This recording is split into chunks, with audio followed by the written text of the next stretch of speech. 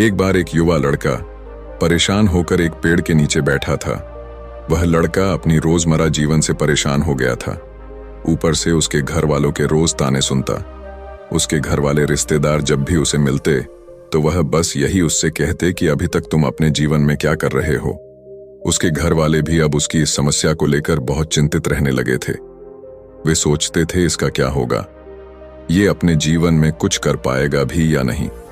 जब भी वह कहीं पर काम के लिए जाता तो लोग उसके सीधेपन का फायदा उठाते, उसे परेशान करते।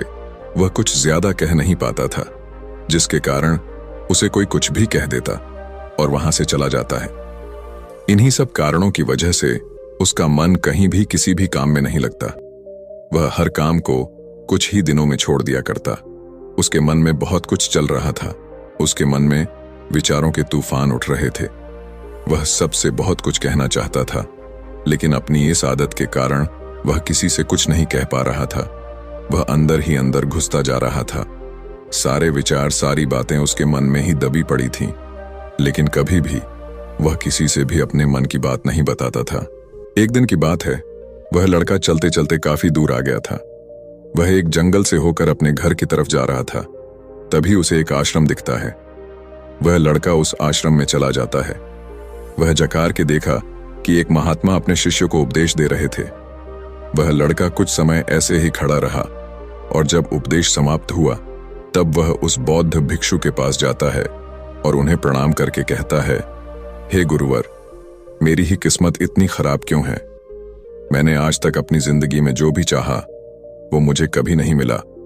हमेशा असफलता और निराशा ही मेरे हाथ लगी है। लेकिन मैं ऐसे बहुत से लोगों को जानता हूं जिनकी जिंदगी में किसी भी चीज की कोई कमी नहीं है। उन्होंने अपने जीवन में जो कुछ भी चाहा वो सब उन्हें मिला है गुरुवार। आखिर ऐसा क्यों होता है कि कुछ लोगों को सब कुछ मिलता है? वह जो भी करते हैं हर काम में सफल होते हैं, अपने चाहत की हर चीज को हासिल कर लेते हैं, जबकि दूसरी तरफ ज्यादातर लोग बस मेरी तरफ सपने देखते रहते हैं, लेकिन वो कभी भी अपनी मन चाहे चीजें और सफलता हासिल नहीं कर पाते। तो आप मुझे कोई ऐसा तरीका बताएं जिससे मैं भी अपने भाग्य को ठीक कर सकूं और मन चाहे सफलता हासिल कर सकूं। बौद्ध भिक्षु ने लड़के की पूरी बात ध्यान से सुनी और फिर कहा, भंते, तुम जिन सफल लोगों की बात कर रहे हो सकता है कि उनमें से कुछ लोग अपने भाग्य के सहारे सफल हो गए हों, लेकिन ज्यादातर लोग भाग्य के सहारे नहीं बल्कि इसीलिए सफल हैं क्योंकि उन्होंने ये सफलता कमाई है। सफलता प्राप्त करने और लगातार सफल बने रहने के लिए इंसान के अंदर कुछ महत्वपूर्ण आदतों और एक विशिष्ट नजरिए का होना बेहद आवश्यक है, जिसके बारे में आज मैं तुम्हें बताने जा रहा हूं। बस मेरी पूरी बात को अंत तक ध्यान से सुनना। लड़के ने कहा, जी गुरुदेव, मैं आपकी पूरी बात को ध्यान से सुनूंगा। बौद्ध भिक्षु ने कहना शुरू किया, हम सही तरीके और शांत मन के साथ सोचकर जीवन में आने वाली हर चुनौती का समाधान खोज सकते हैं। बेटा, इससे पहले मैं तुम्हें 3 प्रश्न बताना चाहता हूं। महात्मा ने कहा, पहला, कौन किसके भाग्य का खाता है? दूसरा, संसार का सबसे बड़ा बलवान कौन है? और तीसरा, जो अपनी बात से मुकर जाता है उसका अंत में क्या अंजाम होता है? तब महात्मा कहते हैं, भंते, यह तीनों ही प्रश्न बहुत ही महत्वपूर्ण हैं, क्योंकि इन तीनों प्रश्नों के उत्तर हर मनुष्य को जानना जरूरी होता है। इसलिए मैं तुमको एक कहानी के माध्यम से सुनाता हूं। उस कहानी में तुमको इन तीनों प्रश्नों के जवाब मिल जाएंगे। तुम कहानी को ध्यान लगाकर सुनना। तब वह लड़का कहता है, जी गुरुदेव, कृपया आप कहानी सुनाइए। एक जंगल में एक विशाल बरगद का पेड़ था। उस पेड़ पर एक बाज पक्षी रहता था। उस बरगद से थोड़ी ही दूर पर एक बिल था। उस बिल में एक सर्प रहता था। फिर एक दिन जैसे ही सर्प बिल से बाहर निकलने लगा तो उस सर्प को वह बाज पक्षी देख रहा था। जब सर्प बिल से बाहर निकलने लगा तो उसी समय बाज सर्प पर झपटा, परंतु सर्प अपने बिल से अधिक बाहर नहीं निकला था, इसलिए वह वापस बिल में चला गया। फिर थोड़ी देर बाद सर्प ने अपना मुंह बिल से बाहर निकाला और देखने लगा कि बाज पक्षी यहीं पर है या कहीं पर चला गया। फिर वह बाज पक्षी दोबारा उस सर्प पर झपटा, परंतु वह फिर से वापस अपने बिल के अंदर छुप गया। जैसे ही सर्प अपने बिल से बाहर निकलने का प्रयास करता तो बाज उस पर हमला करता और उसे उठाकर ले जाने की कोशिश करता। बाज मन में सोच रहा था कि जब भी तू बाहर निकलेगा तो मैं तुझे अपना भोजन बना लूंगा और सर्प उस बाज के डर से बिल में छुपा रहता है। जब सर्प को उस बिल में रहते हुए काफी समय हो जाता है तो सर्प मन में विचार करने लगता है कि यदि राजा विक्रम कहीं से आ जाए तो वह दूसरों के कष्टों का हरण करते हैं और राजा विक्रम ही ऐसे हैं जो मुझे इस बात से बचा सकते हैं। तो राजा विक्रम को याद करता हुआ सर्प उस बिल में छुपा रहता है और जो भी उस मार्ग से निकलकर जाता तो उसे सर्प कहता कि भाई कोई मेरी बात राजा विक्रम तक पहुंचा दो या मुझे राजा विक्रम से मिला दो, तो मैं उसका जीवन भर एहसानमंद रहूंगा। फिर एक दिन राजा विक्रम, जो दूसरों के दुखों को दूर करते थे, वह जंगल में जा रहे थे और उसी मार्ग से निकलकर जा रहे थे। तभी सर्प को पता चला कि रास्ते से कोई जा रहा है, तो वह सर्प बिल के अंदर से ही कहने लगा, भाई कोई मुझे राजा विक्रम से मिला दे तो मैं उसका जीवन भर एहसानमंद रहूंगा। यह बात जब राजा विक्रम ने सुनी तो राजा विक्रम कहने लगा, क्यों भाई, आपको राजा विक्रम से क्या काम है? तो सर्प कहने लगा, देखो भाई, राजा विक्रम दूसरों के दुखों का हरण करते हैं और मैं बहुत दिनों से इसी बिल में पड़ा हुआ हूं। मैं बहुत दुखी हूं। यदि मैं इस बिल से बाहर निकलता हूं तो इस वृक्ष पर एक बाज पक्षी का निवास है। वह बाज मुझ पर उसी समय हमला करता है, इसलिए मैं इस बिल से बाहर नहीं निकलता हूं और ना ही मुझे कुछ खाने को मिलता है। मैं ऐसे ही इस बिल में पड़ा हुआ हूं, ऐसे ही अपना जीवन व्यतीत कर रहा हूं। राजा विक्रम कहने लगे कि हे सर्पराज, मैं ही राजा विक्रम हूं, बताओ तुम्हारे कष्ट का निवारण कैसे करूं? तो सर्प कहने लगा, हे महाराज, जैसा आपको उचित लगे ऐसा ही कीजिए, लेकिन मेरा इस बात से पीछा छुड़ा दीजिए, नहीं तो यह एक दिन मुझे मार डालेगा। राजा विक्रम कहने लगे, हे सर्पराज, तुम कहो तो मैं तुम्हें इस वन में कहीं दूर छोड़ दूं। सर्प कहने लगा, महाराज, जब आप मुझे दूर छोड़ने जाओगे तो यह बाज हमें देख लेगा और यह वहीं पर जाकर फिर से बैठ जाएगा और मौका मिलते ही यह मुझे मार डालेगा। राजन, आप मुझे कुछ समय के लिए आपके अंदर में बिठा लीजिए, आपके पेट में बैठने के लिए मुझे स्थान दे दीजिए। जब इस बाज को पता नहीं चलेगा कि सर्प कहाँ गया और मैं आपके साथ इस वन से बहुत दूर चला जाऊंगा और आगे जाने के बाद मैं आपके पेट से बाहर आ जाऊंगा। राजा विक्रम कहने लगे, ठीक है सर्प, आज आप मेरे पेट में प्रवेश कर जाइए। राजा विक्रम अपना मुंह खोल देते हैं और वह सर्प राजा विक्रम के पेट में प्रवेश कर जाता है और राजा विक्रम के पेट में जाकर के बैठ जाता है। जब राजा विक्रम वन में आगे गए और आगे काफी दूर पहुंचने के बाद उस सर्प से कहने लगे कि हे नागराज, अब आप मेरे पेट से बाहर आ जाइए। अब यह सुनसान वन है, इसमें कोई बाज आपको परेशान नहीं करेगा। ये बात सुनकर नागराज कहने लगा कि नहीं महाराज, अब मैं आपके पेट से बाहर निकलने वाला नहीं हूं। राजा विक्रम ने कहा, क्यों भाई, आपने तो मुझसे यह वादा किया था कि आप मुझे आगे सुनसान वन में छोड़ देना, मैं आपके पेट से बाहर निकल जाऊंगा। अब क्या हुआ, सुनसान वन आ गया, अब आप बाहर निकलिए। सांप कहने लगा कि देखो महाराज, जैसा रहने का आनंद आपके पेट में है वैसा उस बिल में नहीं मिलता। अब मैं तुम्हारे पेट से कभी बाहर नहीं निकालूं। राजा विक्रम मन में सोचने लगे कि यह तो बड़ा ही दुष्ट सर्प है, अब मैं क्या करूं? और उसके जहर के प्रभाव से महाराज विक्रम का पूरे शरीर से कोट फूटने लगा। महाराज विक्रम के शरीर से कोट निकल आया। राजा विक्रम मन में सोचने लगे कि अब मैं यदि राजधानी को वापस जाऊंगा तो यह अभी संभव नहीं है, क्योंकि मैं इस वक्त खोड़ी हो गया हूं और मुझे इसी वन में रहकर इस नागराज से भी छुटकारा पाना है। यह सोचकर महाराज विक्रम एक पेड़ के नीचे झोपड़ी बनाकर सो जाते हैं। उनके शरीर से कोट टपकने लगा और बदबू आने लगी, जो कि सर्प का जहर था। सर्प कुंडली मारकर राज विक्रम के पेट में बैठा हुआ था। राजा विक्रम उस वन में पड़ी हुई एक कोड़ी की हालत में है। अब इधर उन्हीं के समय एक प्रसिद्ध जनपद था। श्रावस्ती और श्रावस्ती नगरी के महाराजा थे ताम्रध्वज। महाराज ताम्रध्वज की 3 पुत्रियां थीं और राजा ताम्रध्वज बड़ा अहंकारी और बड़ा ही अभिमानी राजा था। फिर एक दिन उसने अपनी तीनों बेटियों से पूछा कि बताओ बेटियों, तुम किसके भाग्य का खाती हो? फिर उनमें से 2 बेटियां तो राजा के डर से कहती हैं कि पिताजी, हम तो आपके भाग्य का ही खाते हैं। परंतु उनमें से राजा की एक चित्ररेखा नामक बेटी थी। वह चित्ररेखा अपने पिता ताम्रध्वज कहती हैं कि नहीं पिताजी, मैं किसी के भाग्य का नहीं खाती हूं। मैं तो केवल अपने ही भाग्य का खाती हूँ। उस बेटी की बात सुनकर राजा को बहुत क्रोध आया और राजा ने उसी समय नाई और ब्राह्मण को बुलाया और नाई और ब्राह्मण से कहने लगा कि इन दोनों बेटियों का रिश्ता तो आप किसी राजा के यहाँ करके आइए, और जो यह बड़ी वाली बेटी है इसका रिश्ता किसी कुड़ी कलंक की या जिसके हाथ पैर नहीं हो उसके साथ करके आइए।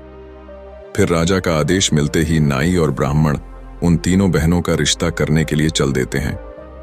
उन्होंने राजा की दोनों छोटी बेटियों का रिश्ता तो राजवंशों में कर दिया, परंतु तीसरी बेटी के लिए वर ढूंढते ढूंढते हुए उसी वंश से निकल कर जा रहे थे जिस वन में राजा विक्रम अपनी झोपड़ी में कोड़ी के रूप में पड़े हुए थे। उनके शरीर से कोड़ बह रहा था। तो राजा विक्रम को देखकर नाई और ब्राह्मण आपस में कहने लगे कि इससे अच्छा तो कोई व्यक्ति हमें नहीं मिलेगा, इसीलिए इसके साथ ही राजा की लड़की का संबंध करके चलते हैं। फिर राजा विक्रम के साथ नाई और ब्राह्मण ने राजा ताम्रध्वज की लड़की चित्रलेखा का विवाह तय कर दिया और राजा ने भी बहुत जल्दी ही चित्रलेखा को उस वन में ले जाकर कि वहीं उस कोड़ी राजा विक्रम के साथ उसका विवाह संपन्न कर दिया। राजा विक्रम जैसे महापराक्रमी राजा समय की चपेट में आ गए और एक कोड़ी का जीवन गुजार कर रह रहे थे। वह लड़की बड़ी ही पतिव्रता थी। वह अपने पति राजा विक्रम की सेवा करती थी और वह दोनों छोटी बहनें जो थीं वह बड़े बड़े राजाओं के घर में गई, तो वह तो आराम की जिंदगी जी रही थी, लेकिन चित्रलेखा राजा विक्रम के साथ दुखी जीवन काट रही थी। कहते हैं जो अपने नियम और सिद्धांतों पर रहता है और जो धर्म का पालन करता है, ईश्वर हमेशा उसे सुखी रखना ही पसंद करता है। भगवान उसे हमेशा आनंद प्रदान करता है। इसलिए जब उस झोपड़ी में रहते रहते चित्रलेखा को राजा विक्रम के साथ बहुत दिन बीत जाता, तो उस झोपड़ी के पास एक पीपल का वृक्ष था और उस वृक्ष के नीचे एक दूसरा सर्प का बिल था। तो एक दिन विक्रम सो रहे थे और रात्रि का समय था और चित्रलेखा महाराज विक्रम की सेवा कर रही थी। उसी समय उस बिल से एक सर्प बाहर निकलता है और बाहर निकलकर जो राजा विक्रम के पेट में सर्प था उस सर्प से कहने लगता है, अरे दुष्ट, अपने वचन से मुकर गया। तूने तो महाराज विक्रम से कहा था कि मैं दूर वन में जाकर तुम्हारे पीठ से बाहर निकल जाऊंगा, और तो ऐसे परोपकारी राजा के पीठ में जाकर के बैठ गया। तुम्हारे जहर के कारण राजा के पूरे शरीर से कोट निकाल आया। अरे तुझे शर्म नहीं आई कि तूने कितना गलत काम किया है? क्योंकि इतने समय में राजा विक्रम न जाने कितने ही जीवों का दुख दूर करते। वह सिर्फ आगे कहता है, यदि कोई सुन रहा हो तो मैं तेरे मरने का उपाय बताता हूं। यदि कोई गंगा जल ला करके इस राजा को पिला दे तो तेरे उसी समय 100 टुकड़े हो जाएंगे और मल के रास्ते से बाहर निकल जाएगा। अब राजा के पेट के अंदर बैठा हुआ जो सर्प था वह दूसरे सर्प से कहने लगा कि तेरे जैसा भी मैंने कभी नहीं देखा। धन के खजाने पर कुंडली मारकर बैठा है। यदि यह धन मानव समुदाय के कल्याण के लिए लगाया जाता तो इससे न जाने कितने मानवों का भला होता। मैं भी तेरे मरने का उपाय बताता हूं। यदि कोई सुन रहा हो तो कोई पीपा तेल गर्म करके तेरे बिल में डाल दे तो उसी समय तू नष्ट हो जाएगा, और इस बिल वाले स्थान की खुदाई करेगा तो यहां पर अपार धन संपत्ति निकलेगी।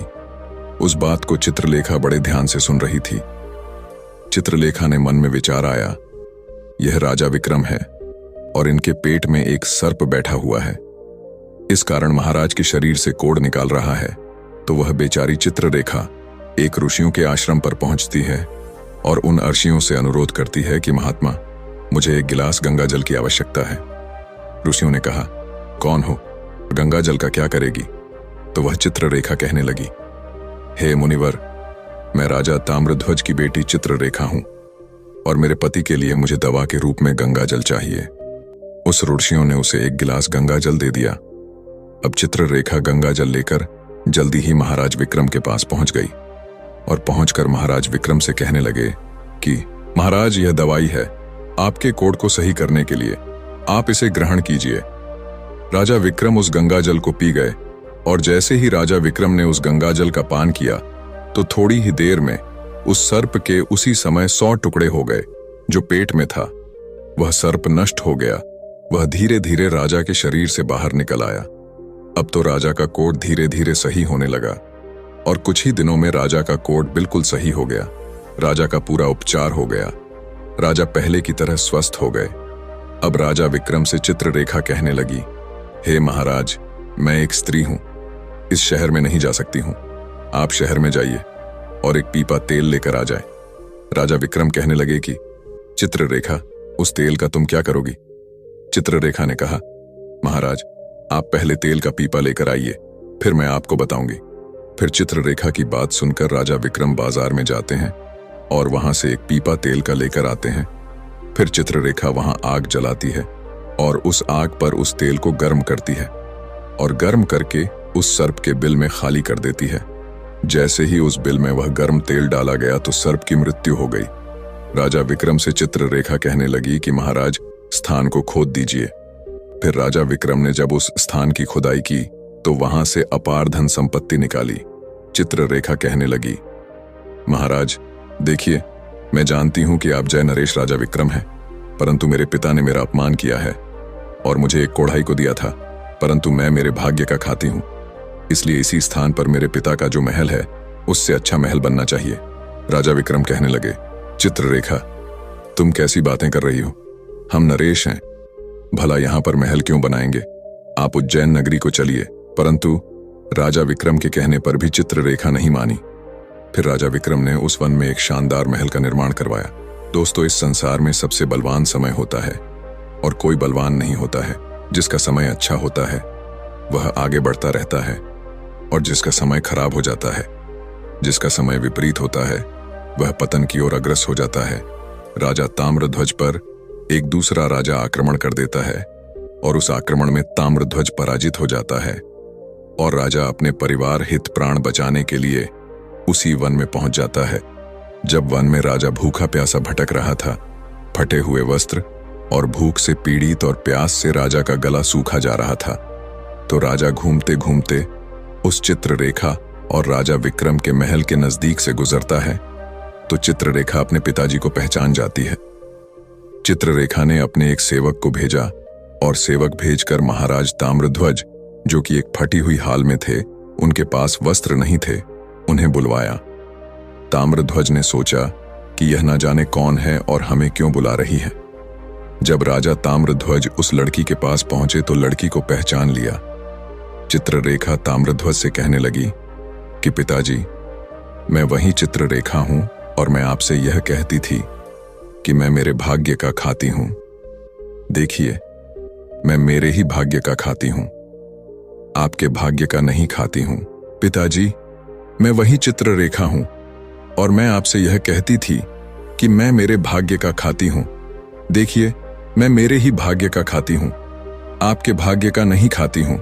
आपने ने मुझे एक कूड़ी को दिया था, परंतु मेरे भाग्य में तो एक सम्राट लिखा था।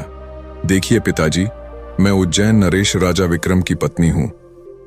राजा ताम्रध्वज मन में विचार करता है और अपनी उस लड़की से अपने अपराध के लिए क्षमा मांगता है।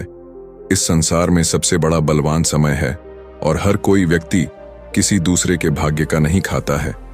हर कोई यह सोचता है कि यह मेरे भाग्य का खा रहा है, नहीं कोई किसी के भाग्य का नहीं खाता है। जो कोई खाता है वह अपने भाग्य का ही खाता है। हर दाने दाने पर खाने वाले का नाम होता है। आप यह ना सोचे कि हम किसी को खिला रहे हैं। आप किसी को खिलाने वाले कौन होते हैं? इस संसार को खिलाने वाला तो एक ही है और वह है भगवान। जो अपनी बात से मुकर जाता है उसका अंत वही होता है जो राजा विक्रम के पेट में बैठे हुए उस सर्प का हुआ था। अंततः वह विनाश को प्राप्त होता है। हमेशा सत्य की ही जीत होती है और अधर्मी, अत्याचारी और पापियों का अंत होता है। इस तरीके से राजा विक्रम और उसकी पत्नी चित्ररेखा ने राजा ताम्रध्वज का बड़ा स्वागत किया। वह राजा विक्रम महाराज ताम्रध्वज को अपने साथ उज्जैन ले आए और में राजा विक्रम ने अपनी सेना राजा ताम्रध्वज के साथ भेजी और जिस राजा ने ताम्रध्वज को पराजित किया था उससे अपना राज्य वापस पा लिया।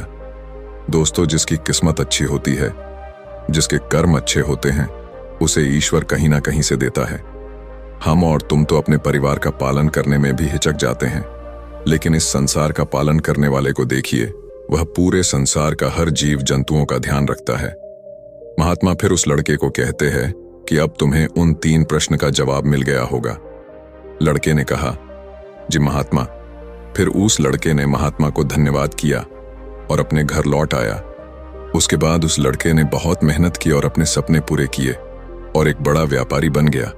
तो दोस्तों, कैसी लगी आपको ये कहानी? आप हमें कमेंट सेक्शन में जरूर बताना, और अच्छी लगी हो तो इस चैनल को सब्सक्राइब जरूर कर लेना। तो चलिए, मिलते हैं ऐसी ही कोई नई कहानी में। तब तक के लिए अपना ख्याल रखें। धन्यवाद और नमोः बुद्धाय।